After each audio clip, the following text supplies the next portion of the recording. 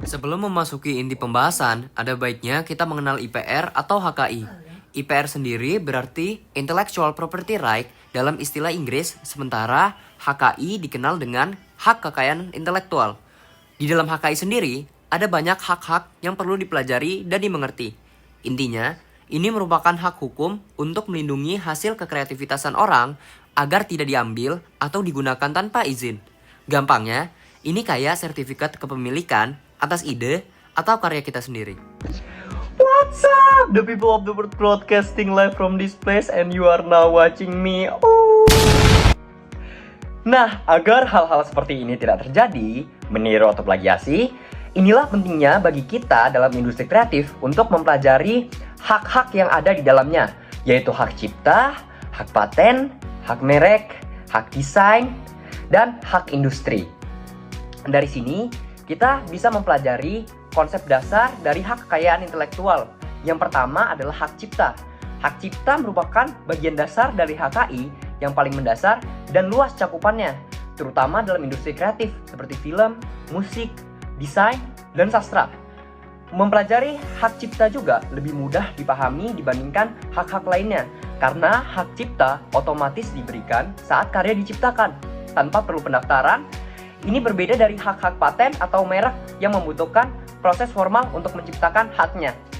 Hak cipta juga diatur dalam undang-undang yang menyatakan bahwa hak cipta berlaku secara otomatis sejak suatu karya diciptakan dan dituangkan dalam bentuk fisik maupun digital yang ada pada Undang-Undang Nomor 28 Tahun 2014. Karya-karya dari hak cipta ini lumayan fleksibel. Contoh dari karya-karya yang bisa dihak ciptakan seperti karya tulis, lagu, film, seni rupa, dan juga desain. Nah, setelah mempelajari tentang hak cipta yang lumayan simpel, kita juga perlu mempelajari dan mendalami hak-hak lainnya, terutama hak paten, di mana hak paten ini diatur dalam Undang-Undang Nomor 13 Tahun 2016 mengenai paten, yang menjelaskan bahwa suatu invensi atau produk harus memenuhi 3 syarat khusus agar dapat dipatenkan. Yang pertama ada novelty atau kebaruan, di mana produk atau invensi harus benar-benar baru dan belum pernah dipublikasikan atau digunakan sebelumnya. Yang kedua adalah inventive step atau memiliki langkah inventif, di mana invensi atau karya tidak boleh bersifat biasa atau mudah ditemukan oleh seseorang yang ahli di bidang tersebut. Yang ketiga dan terakhir adalah industrial applicability, yang dimana produk harus dapat diterapkan secara industri, yang invensinya harus dapat dibuat dan digunakan dalam skala industri untuk memberikan manfaat nyata. Hak paten ini adalah hak kekayaan intelektual yang diberikan kepada inventor atas hasil ciptaannya atau invensinya. 2 contoh gampang dari hak paten adalah telepon dari Alexander Graham Bell dan Bluetooth dari Jeff Hudson. Setelah sudah mempelajari tentang hak paten, kita perlu lebih membahas detail-detail hak lainnya, seperti hak desain. Hak desain ini ada dalam Peraturan Perundang-undangan Nomor 31 Tahun 2000 yang menyatakan bahwa desain yang dibuat harus menyertakan kriteria seperti desain harus baru, tidak sama dengan desain yang sudah ada sebelumnya, desain tidak boleh melanggar agama, peraturan perundang-undangan, susila, dan ketertiban umum. Syarat pendaftaran dari hak desain juga sangat susah dan ribet dikarenakan kalian harus mengisi formulir permohonan yang disediakan oleh Direktorat Jenderal Kekayaan Intelektual atau DJKI. Jangan lupa menyertakan bukti identitas pemohon seperti KTP atau akta pendirian perusahaan. Dan kalian juga harus menyertakan surat pernyataan bahwa pemohon adalah pemilik sah dari desain yang dimohonkan. Contoh gampang dari suatu hak desain adalah desain kemasan produk seperti Nutrimas Cincau, desain mobil Lamborghini, desain sepatu Nike. Selanjutnya merupakan hak yang paling sering digunakan oleh para desainer dan juga filmmaker, yang merupakan hak merek, di mana hak merek ini diatur dalam Undang-Undang Nomor 20 Tahun 2016 mengenai merek dan indikasi geografis. Undang-undang ini menjelaskan bahwa merek dapat berupa nama, logo, kata, angka, kombinasi gambar, kombinasi warna, suara, atau unsur lainnya yang berfungsi untuk membedakan barang atau jasa milik suatu perusahaan dari pesaingnya. Nah, hak merek juga dibedakan menjadi berbagai macam. Yang pertama ada hak atas nama merek, misalnya merek seperti Nike, Adidas, atau Apple yang hanya bisa digunakan oleh pemilik sahnya. Kedua, hak atas logo merek. Contohnya, logo McDonald dengan huruf M emas khasnya yang tidak boleh ditiru oleh bisnis lainnya.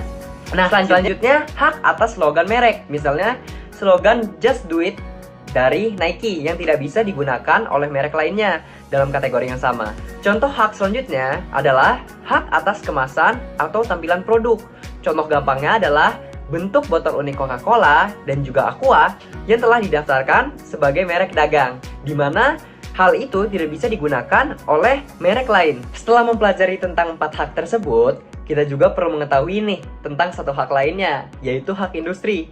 Di mana hak industri ini seperti hak desain diatur dalam Undang-Undang Nomor 31 Tahun 2000 mengenai desain industri. Hak desain industri dapat diperoleh perancang atau pihak yang menerima hak tersebut dari perancang. Masa perlindungan hak desain industri adalah 10 tahun sejak tanggal penerimaan. Pemegang hak desain industri juga dapat melarang orang lain untuk membuat, memakai, menjual, mengimpor, mengekspor, atau mengedarkan produk-produk terkait tanpa persetujuan dari pembuat. Dalam proses pendaftaran hak desain industri, harus dilakukan pemeriksaan oleh sang pemeriksa. Kita sekarang hidup di era digital, di mana karya kita bisa dengan mudah tersebar, dituduh, dan digunakan orang dalam hitungan detik. Inilah mengapa IPR sangat penting dalam industri kreatif. Tanpa pemahaman dan penerapan IPR, industri kreatif juga bisa kehilangan nilai aslinya. Bayangin jika kita semua bebas mengambil karya orang lain tanpa konsekuensi. Akan sulit bagi para kreator untuk berkembang, karena tidak ada jaminan bahwa usaha dan kreativitas mereka dihargai, mau itu secara aturan ataupun moral. Jadi, sebagai kreator, sebagai desainer, sebagai musisi, dan sebagai seniman, kita juga harus sadar akan hak kita. Kita juga perlu menghormati hak orang lain. Karena di dunia industri kreatif, bukan hanya ide yang berharga, tetapi juga bagaimana cara kita untuk melindunginya. Pada akhirnya, sebagai mahasiswa desain komunikasi visual, kita bukan hanya sekedar menciptakan karya. Kita juga harus tahu bagaimana cara melindunginya. Dunia industri kreatif bukan hanya tentang inovasi dan estetika, tetapi juga mengenai hak dan tanggung jawab. Hak cipta kita melindungi ilustrasi, desain, dan animasi yang kita buat. Hak merek memastikan logo dan identitas visual kita tetap menjadi milik kita. Hak paten melindungi inovasi dan ide-ide baru dalam desain produk. Dan hak desain industri menjaga keunikan bentuk dan estetika karya yang kita ciptakan. Tanpa pemahaman ini, kita beresiko untuk kehilangan hak atas karya kita sendiri. Kita bisa saja melihat desain yang kita buat muncul di produk orang lain tanpa seizin kita. Atau bahkan melihat logo yang sudah kita rancang digunakan oleh merek besar tanpa penghargaan. Tetapi dengan memahami hak-hak tersebut, kita dapat manfaat dari hasil kerja keras kita. Karena di industri kreatif, melindungi karya sama dengan pentingnya dengan menciptakan karya. Jadi, mulai sekarang, mari kita tidak hanya fokus untuk menciptakan sesuatu yang indah, tetapi juga pada bagaimana kita memastikan bahwa keindahan itu tetap terjaga dan tetap menjadi milik kita. Saya Yudhistira Buwono Perkasa, izin mengundurkan diri.